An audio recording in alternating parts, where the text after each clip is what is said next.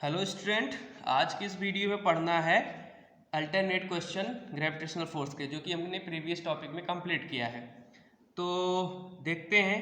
जैसे पहला क्वेश्चन आप देख पा रहे होंगे स्क्रीन पे कि ग्रेविटेशनल फोर्स क्या होता है। तो gravitational force is fundamental force, दूसरा होता है वीक फोर्स, और तीसरा ऑप्शन आपका है बोथ ए एंड बी, चौथा ऑप्शन है नन ऑफ दिस। तो इसमें आपका करेक्ट जो आंसर है वो सी है। क्यों? क्योंकि जो ग्रेविटेशनल फोर्स होता है वो बेसिक फोर्स भी होता है, फंडामेंटल फोर्स भी होता है और एक वीक फोर्स होता है। ठीक है, क्योंकि दो ऑब्जेक्ट के बीच में फोर्स लगते हैं और सबके पास अपनी अपनी क्या होती है, खुद की ग्रेविटी होती है, खुद की खींचने की कैपेसिटी होती है। ठीक है, तो जैसे कोई एक बड़ा ऑब्जेक्ट होता है वो छोटे ऑब्जेक्ट को खींच लेता है, तो कहने का मतलब दूसरे का क्या हुआ, दूसरे के लिए वो वीक फोर्स कहलाया ना। इस वजह से उसको हम क्या बोल देते हैं, वीक फोर्स बोल देते हैं। ठीक है, अब देखो दूसरा ऑप्शन आपका क्या है, क्वेश्चन क्या है, the kilogram is a unit of weight mass both A and B. तो आप यहाँ पे क्या कर सकते हो, यहाँ पे आप भाई किलोग्राम की यूनिट आप निकालो, क्या होता है किलोग्राम की यूनिट, क्या होती है आप जानते हो बेशक।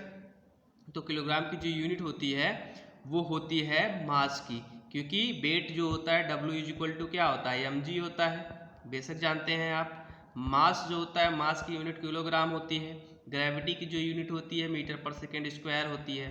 ठीक है, तो किलोग्राम मीटर पर सेकेंड स्क्वायर होगी वेट की यूनिट, तो ये तो होगा नहीं। दूसरा ऑप्शन आपका मास है, तो मास हम जानते हैं मास की यूनिट किलोग्राम होती है, तो आँख मूंद के हम क्या कर सकते थे, क्वेश्चन को सॉल्व कर सकते थे। तीसरा क्वेश्चन क्या कह रहा है, the solar system is together because of nuclear forces, electrical forces, magnetic forces, gravitational forces.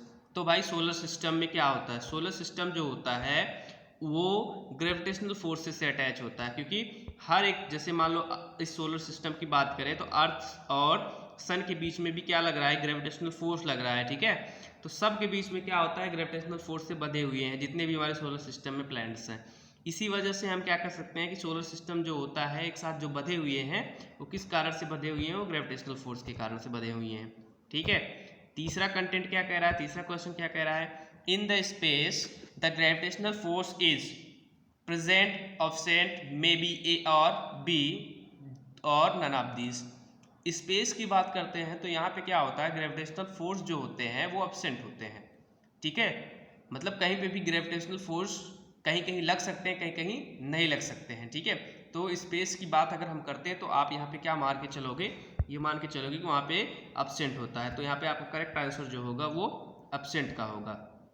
अगला क्वेश्चन क्या कह रहा है, planets move in a elliptical orbits, planets move in a elliptical orbit with the sun as one of the focal points of the ellipse full stop, this is one of the।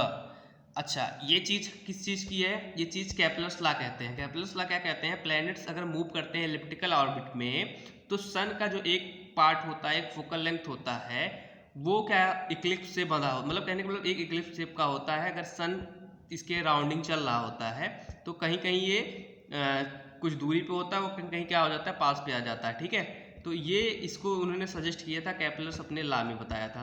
ठीक है, तो ये आपके क्या थे, 5 question थे, और हम इस 5 क्वेश्चन को क्या किया, हमने जाना कि 5 क्वेश्चन में अल्टरनेट क्वेश्चन या मल्टीपल चॉइस क्वेश्चन कैसे बन सकते हैं। ठीक है, थैंक यू।